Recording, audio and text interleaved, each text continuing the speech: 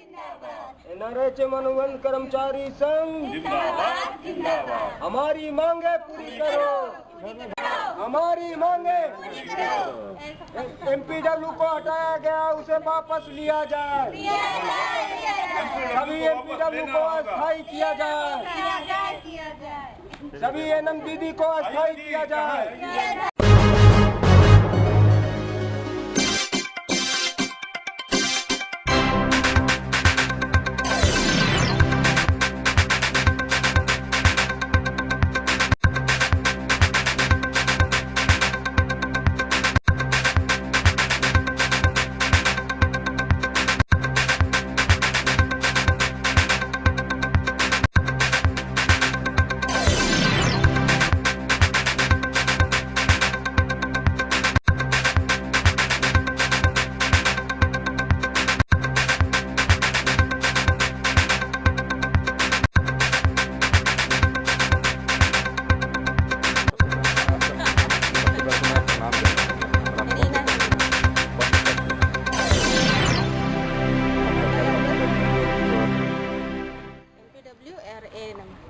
क्या क्या मांगे आप लोगों का हड़ताल? और कौन अकाउंट मैनेजर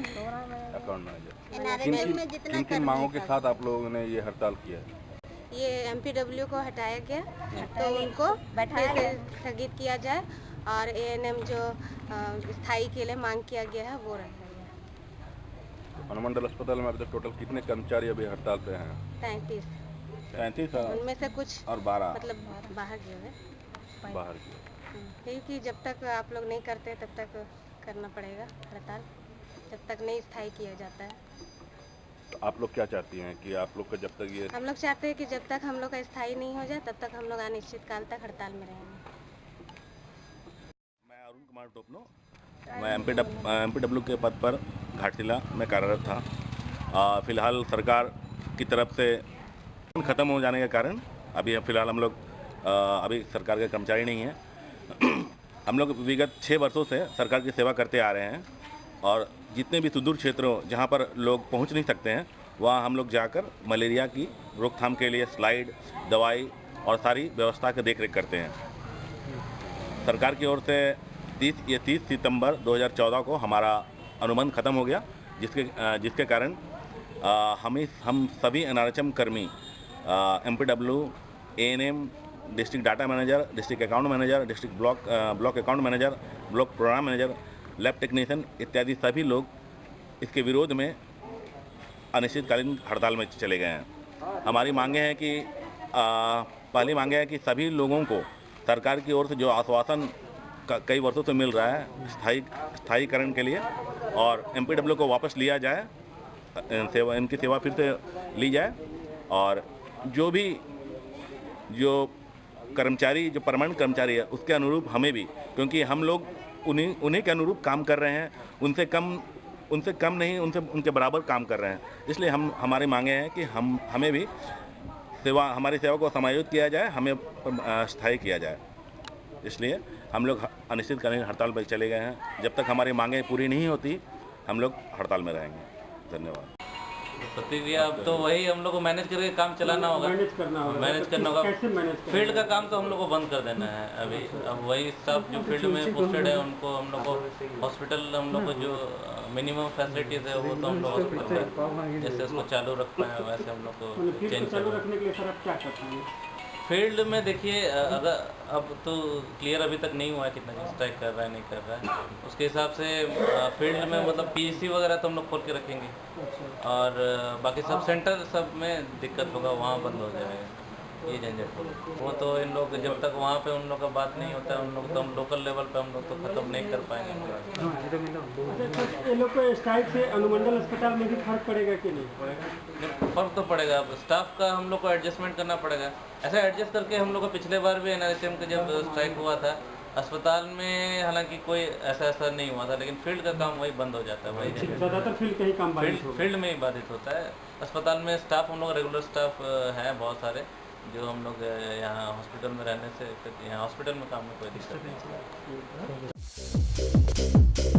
घाटशिला अनुमंडल का पहला न्यूज चैनल GTN न्यूज, जो दिखाए केवल सच।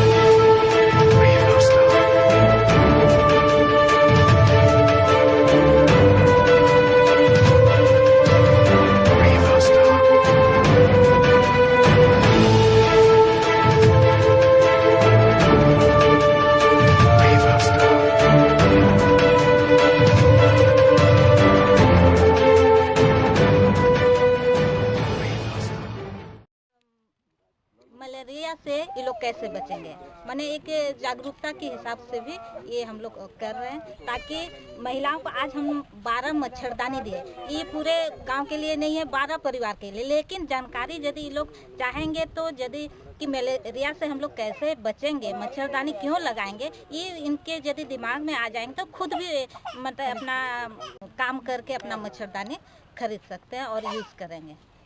मच्छरदानी वितरण का आयोजन किए हैं, जिसमें 12 परिवार को मच्छरदानी दिया गया है और इन सबर परिवारों को ब्रेन मलेरिया के बारे में कुछ मालूम नहीं है।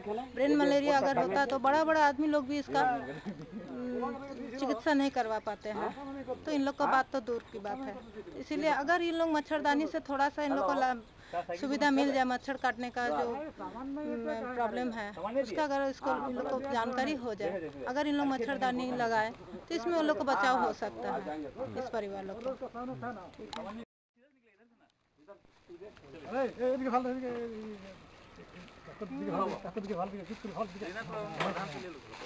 थोड़ा फोटो करना।